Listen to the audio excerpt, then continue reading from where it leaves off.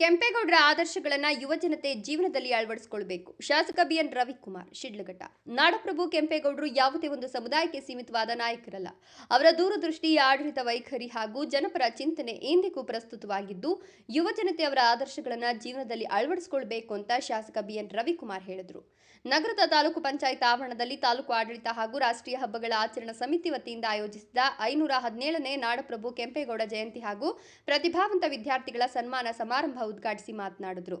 ಮಹನೀಯರ ಜಯಂತಿಗಳನ್ನು ಆಚರಿಸುವ ಉದ್ದೇಶ ಅವರ ಆದರ್ಶಗಳು, ಸಮಾಜಮುಖಿ ಕಾರ್ಯಗಳು ಹಾಗೂ ಜೀವನ ಮೌಲ್ಯಗಳನ್ನು ಮುಂದಿನ ಪೀಳಿಗೆಗೆ ಪರಿಚಯಿಸುವುದಾಗಿದೆ ಎಂದರು. 12ನೇ ಶತಮಾನದ ಬಸವಣ್ಣ, 16ನೇ ಶತಮಾನದ ನಾಡಪ್ರಭು ಕೆಂಪೇಗೌಡರು, ಮಹರ್ಷಿ ವಾಲ್ಮೀಕಿ ಹಾಗೂ ಡಾಕ್ಟರ್ ಬಿಆರ್ ಅಂಬೇಡ್ಕರ್ ಸೇರಿದಂತೆ ಅನೇಕ ಮಹನೀಯರು ಸಮಾಜದ ಎಲ್ಲ ವರ್ಗಗಳ ಅಭಿವೃದ್ಧಿಗಾಗಿ ಶ್ರಮಿಸಿದ್ದು, ಅವರ ಸೇವೆ ಮತ್ತು ಚಿಂತನೆ ಇಂದಿಗೂ ಮಾರ್ಗದರ್ಶಕವಾಗಿದೆ ಎಂದರು. 1537ರಲ್ಲಿ ಬೆಂಗಳೂರಿಗೆ ಶಂಕುಸ್ಥಾಪನೆ ಮಾಡಿದ ನಾಡಪ್ರಭು ಕೆಂಪೇಗೌಡರು ದೂರದೃಷ್ಟಿಯಿಂದ ನಗರ ನಿರ್ಮಾಣಕ್ಕೆ ಭದ್ರ ಅಡಿಪಾಯ ಹಾಕಿದರು. ಕುಡಿಯುವ ನೀರಿಗಾಗಿ ಕೆರೆಗಳ ನಿರ್ಮಾಣ, ದೇವಾಲಯಗಳು, ವ್ಯಾಪಾರ ವಹಿವಾಟಿಗಾಗಿ ಪೇಟೆಗಳ ನಿರ್ಮಾಣ ಸೇರಿದಂತೆ ಜನಜೀವನಕ್ಕೆ ಅಗತ್ಯವಿರುವ ಮೂಲ ಸೌಕರ್ಯಗಳನ್ನು ರೂಪಿಸಿ ಕುಡಿಯುವ ನೀರಿಗಾಗಿ ಕೆರೆಗಳ ನಿರ್ಮಾಣ, ದೇವಾಲಯಗಳು, ವ್ಯಾಪಾರ ವಹಿವಾಟಿಗಾಗಿ ಪೇಟೆಗಳ ನಿರ್ಮಾಣ ಸೇರಿದಂತೆ ಜನಜೀವನಕ್ಕೆ ಅಗತ್ಯವಿರುವ ಮೂಲ ಸೌಕರ್ಯಗಳನ್ನು ರೂಪಿಸಿ ಬೆಂಗಳೂರಿನ ಬೆಳವಣಿಗೆಗೆ ಅಡಿಪಾಯ ಹಾಕಿದ ಮಹಾನ್ ವ್ಯಕ್ತಿತ್ವ ಅವರದ್ದು ಎಂದರು. ಶಿಡ್ಲಘಟ್ಟ ಕ್ಷೇತ್ರದ ಜನರ ಆಶೀರ್ವಾದದಿಂದ 4ನೇ ಬಾರಿ ಕೆಂಪೇಗೌಡ ಜಯಂತಿ ಕಾರ್ಯಕ್ರಮದಲ್ಲಿ ಭಾಗವಹಿಸುವ ಅವಕಾಶ ದೊರೆತಿರುವುದು ಸಂತಸದ ಸಂಗತಿ ಅಂತ ಹೇಳಿದ ಅವರು ಕ್ಷೇತ್ರದ ಮತದಾರರಿಗೆ ಕೃತಜ್ಞತೆ ಸಲ್ಲಿಸಿದರು. ಕಾರ್ಯಕ್ರಮದಲ್ಲಿ ಎಸ್ಎಸ್ಎಲ್ಸಿ ಹಾಗೂ ದ್ವಿತೀಯ ಪಿಯುಸಿಯಲ್ಲಿ ಉತ್ತಮ ಸಾಧನೆ ಮಾಡಿದ 100ಕ್ಕೂ ಹೆಚ್ಚು ವಿದ್ಯಾರ್ಥಿಗಳಿಗೆ ಪ್ರತಿಭಾ ಪುರಸ್ಕಾರ ನೀಡಿ ಅಭಿನಂದಿಸಿದ ಶಾಸಕ ರವಿಕುಮಾರ್, ಮಾತೃದೇವೋಭವ, ಪಿತೃದೇವೋಭವ, ಗುರುದೇವೋಭವ ಎಂಬ ಮೌಲ್ಯಗಳನ್ನು ಜೀವನದಲ್ಲಿ ಅಳವಡಿಸಿಕೊಂಡು ಉನ್ನತ ಸ್ಥಾನಕ್ಕೆ ಏರಬೇಕು ಅಂತ ವಿದ್ಯಾರ್ಥಿಗಳಿಗೆ ಕರೆ ನೀಡಿದರು. ತಾವು ಶಾಸಕನಾಗಲು ತಂದೆ ತಾಯಿಯ ಆಶೀರ್ವಾದ ಹಾಗೂ ಮಾಜಿ ಪ್ರಧಾನಮಂತ್ರಿ ಎಚ್.ಡಿ. ದೇವೇಗೌಡರ ಮಾರ್ಗದರ್ಶನ ಪ್ರಮುಖ ಕಾರಣವಾಗಿದೆ ಅಂತ ತಿಳಿಸಿದ ಅವರು ತಮ್ಮ ಅಧಿಕಾರಾವಧಿಯಲ್ಲಿ ಶಿಕ್ಷಣ, ಆರೋಗ್ಯ ಹಾಗೂ ಸಮಗ್ರ ಅಭಿವೃದ್ಧಿಗೆ ಆದ್ಯತೆ ನೀಡಿ ಪ್ರತಿಯೊಂದು ಕುಟುಂಬ ನೆಮ್ಮದಿಯಿಂದ ಬದುಕುವ ಸಮಾಜ ನಿರ್ಮಾಣವೇ ತಮ್ಮ ಗುರಿಯಾಗಿದೆ ಎಂದರು. ತಹಶೀಲ್ದಾರ್ ಗಗನ ಸಿಂಧು ಮಾತನಾಡಿ, ನಾಡಪ್ರಭು ಕೆಂಪೇಗೌಡರು ಯಾವುದೇ ಒಂದು ಸಮುದಾಯಕ್ಕೆ ಸೀಮಿತವಾದ ವ್ಯಕ್ತಿಯಲ್ಲ. ಶತಮಾನಗಳ ಹಿಂದೆಯೇ ಬೆಂಗಳೂರಿನ ಭವಿಷ್ಯವನ್ನ ಊಹಿಸಿ ನಗರ ನಿರ್ಮಾಣಕ್ಕೆ ಯೋಜನೆ ರೂಪಿಸಿದ ಮಹಾನ್ ನಾಯಕ ಅಂತ ಬಣ್ಣಿಸಿದ್ರು.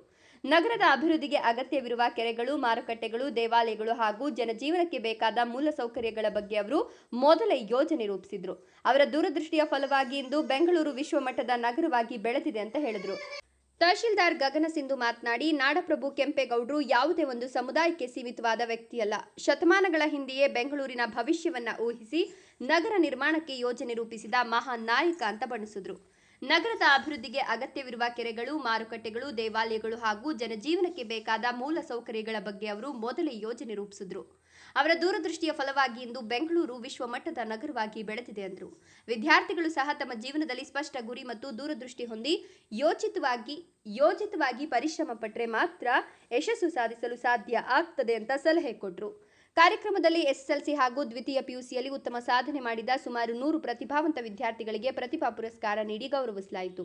ಕಾರ್ಯಕ್ರಮಕ್ಕೂ ಮುನ್ನ ನಗರದ ಮಯೂರ ವೃತ್ತದಲ್ಲಿರುವ ನಾಡಪ್ರಭು ಕೆಂಪೇಗೌಡರ ಪ್ರತಿಮೆಗೆ ಪುಷ್ಪಮಾಲೆ ಅರ್ಪಿಸಿ ಗೌರವ ಸಲ್ಲಿಸಲಾಯಿತು. ಬಳಿಕ ನಗರದ ಬಸ್ ನಿಲ್ದಾಣದಿಂದ ಟಿಬಿ ರಸ್ತೆ, ಕೋಟೆ ವೃತ್ತ ಹಾಗೂ ಕಾಂಗ್ರೆಸ್ ಭವನ ರಸ್ತೆ ಮೂಲಕ ನಾಡಪ್ರಭು ಕೆಂಪೇಗೌಡರ ಪಲ್ಲಕ್ಕಿ ಅದ್ದೂರಿ ಮೆರವಣಿಗೆ ನಡೆಯಿತು.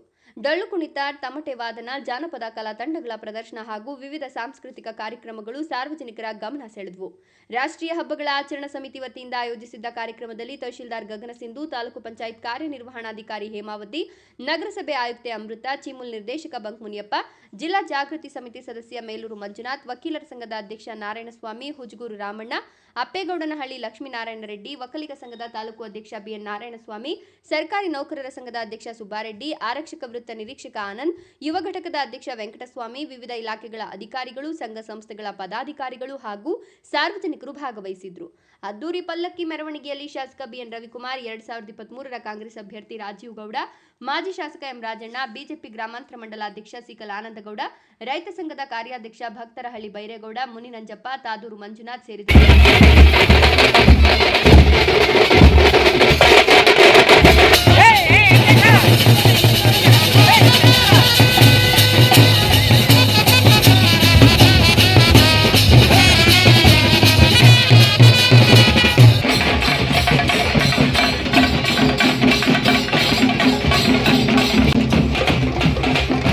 ಇದು 16ನೇ ಶತಮಾನದಲ್ಲಿ ನಡೆದಂತ ಒಂದು ಇತಿಹಾಸ.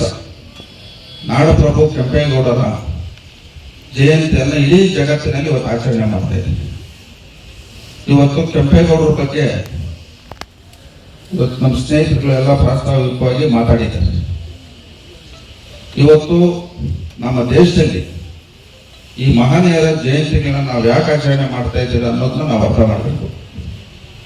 ಇವತ್ತು 12ನೇ ಶತಮಾನದಲ್ಲಿ ಬಸವಣ್ಣವರು, 16ನೇ ಶತಮಾನದಲ್ಲಿ ನಾಡಪ್ರಭು ಕೆಂಪೇಗೌಡರು ಮತ್ತು ವಾಲ್ಮೀಕಿ ಜಯಂತಿ, ಈ ರೀತಿ ಅಂಬೇಡ್ಕರ್ ಜಯಂತಿ, ಹಲವಾರು ಮಹನೀಯರ ಜಯಂತಿಗೆ ಮಾಡಲಿಕ್ಕೆ ಕಾರಣ ಅವರ ಒಂದು ಆಡಳಿತ ಅವಧಿಯಲ್ಲಿ ಎಲ್ಲ ಸಮುದಾಯಗಳ ಪರವಾಗಿ ಅವರು ಮಾಡಿರ್ತಕ್ಕಂಥ ಕೆಲಸ ಇವತ್ತು ಈ ಭೂಮಿ ಮೇಲೆ ಶಾಶ್ವತವಾಗಿ ಇರೋದ್ರಿಂದ ನಾವು ಈ ಮಹನೀಯರ ಜಯಂತಿಗಳನ್ನ ನಾವು ಆಚರಣೆ ಮಾಡ್ತಾ ಇದ್ದೀವಿ. ಇವತ್ತು ಇಡೀ ಜಗತ್ತಿನಲ್ಲಿ ಅತ್ಯಂತ ವೇಗವಾಗಿ ಬೆಳೀತಾ ಇರ್ತಕ್ಕಂಥ ನಗರ ನಮ್ಮ ಬೆಂಗಳೂರು ನಗರ. ಇವತ್ತು ನಾಡಪ್ರಭು ಕೆಂಪೇಗೌಡರು 1537ನೇ ಇಸ್ವಿಯಲ್ಲಿ ಬೆಂಗಳೂರು ಮಹಾನಗರಕ್ಕೆ ಶಂಕುಸ್ಥಾಪನೆ ಮಾಡಿದಂಥ ಮಹಾನುಭಾವರು. ಅವರು ಯಾವ ಸಮಯದಲ್ಲಿ ಅವತ್ತು ಆ ಒಂದು ನಗರವನ್ನು ಕಟ್ಟಬೇಕಂತ ಹೊರಟರು, ಆ ಸಂದರ್ಭದಲ್ಲಿ ಆಗಿರ್ತಕ್ಕಂಥ ಜನರಿಗೆ ಅನುಗುಣವಾಗಿ ಇವತ್ತು ಮೂಲಭೂತ ಸೌಕರ್ಯಗಳು, ಕುಡಿಯುವ ನೀರಿರ್ಬೋದು, ಕೃಷಿ ಮಾಡೋಕ್ಕೆ ಕೆರೆಗಳಿರ್ಬೋದು, ಧಾರ್ಮಿಕ ಕಾರ್ಯಕ್ರಮಗಳು, ದೇವಾಲಯ ಕಟ್ಟಂಥದ್ದು ಮತ್ತು ಆರ್ಥಿಕವಾಗಿ ಜನ ಜೀವನ ಮಾಡಲಿಕ್ಕೆ ಹಲವಾರು ಪೇಟೆಗಳನ್ನ ಕಟ್ಟಂಥ ಮಹಾನುಭಾವರು.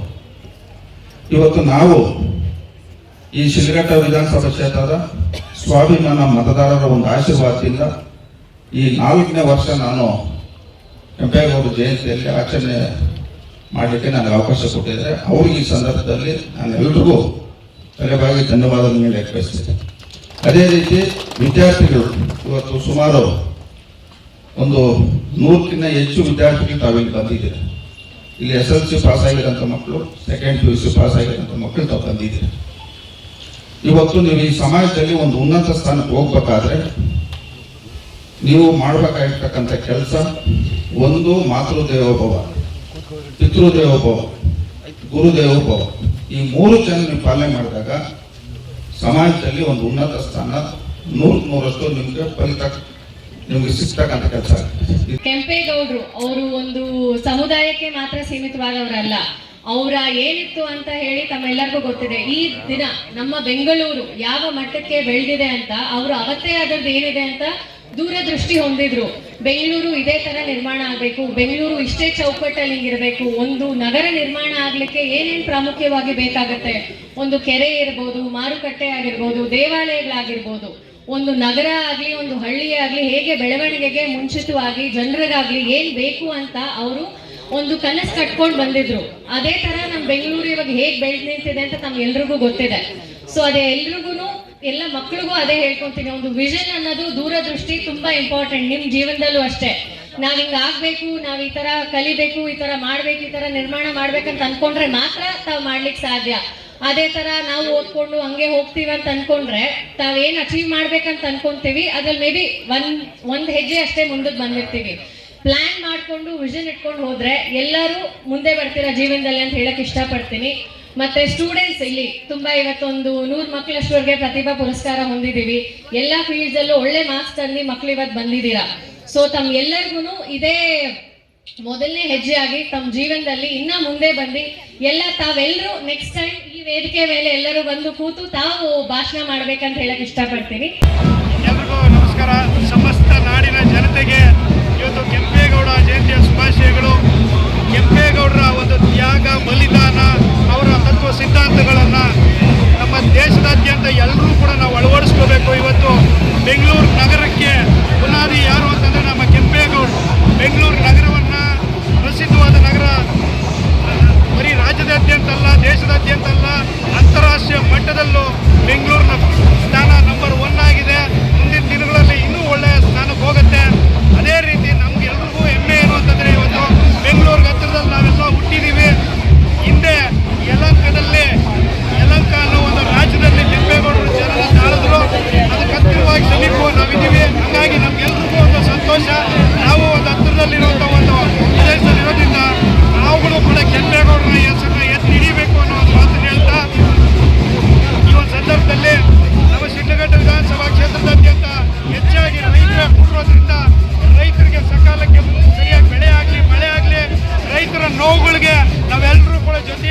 ಗೆಲ್ಲಬೇಕು ಅನ್ನೋ ಒಂದು ಮಾತನ್ನು ಹೇಳಕ್ಕೆ ಇಷ್ಟಪಡ್ತೀನಿ. ಯಾವುದೇ ಸಹ ಈ ತರದ ಒಂದು ಕಷ್ಟಗಳಲ್ಲಿ ಭಾಗಿಯಾಗೋದ್ರ ಮುಖಾಂತರ ಕೇವಲ ಕೇಂದ್ರೀಕರಿಸುವ ಮಾತ್ರ ನಾವು ಒಗ್ಗಟ್ಟನ್ನ ಪ್ರದರ್ಶನ ಮಾಡಿದ್ರೆ ಸಾಕು.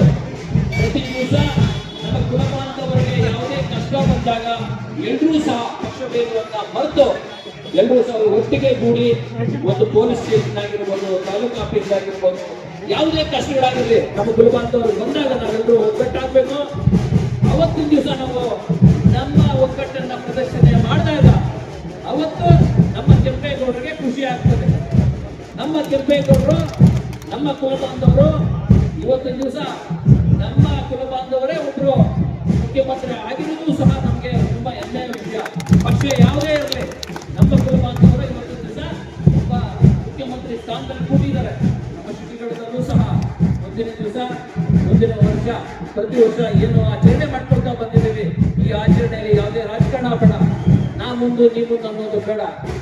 ಕೆಂಪೇಗೌಡರು ಅಂತ ಹೇಳಿದ್ರೆ ನಾವೆಲ್ಲ ಕೆಂಪೇಗೌಡರ ವಂಶದವರು ಬೀಜ ಕಲಿಸ್ಕೊಂಡ ಕರೆಕ್ಟ್ ಆಗಿ ಅದನ್ನ ಒಗ್ಗಟ್ಟ ತೋರಿಸೋದ್ರ ಮುಖಾಂತರ ನಮ್ಮ ಶ್ರೀಗಢದಲ್ಲಿ ಎಲ್ಲ ನಮ್ಮ ಬಾಂಧವರು ನಮ್ಮ ಕುಲ ಬಾಂಧವರು ಒಟ್ಟಿಗಿದ್ದೀವಿ ಅನ್ನೋದ್ರ ಮುಖಾಂತರ ನಾವು ಮುಂದಿನ ಹೆಜ್ಜೆ ಇಡಬೇಕು. ಹಾಗೂ ಮುಂದಿನ ಯುವಕರಿಗೆ ಸ್ಫೂರ್ತಿ ಆಗಬೇಕು ಅಂತ ಹೇಳ್ತಾ ಅವಕಾಶಕ್ಕಾಗಿ ಒಂದು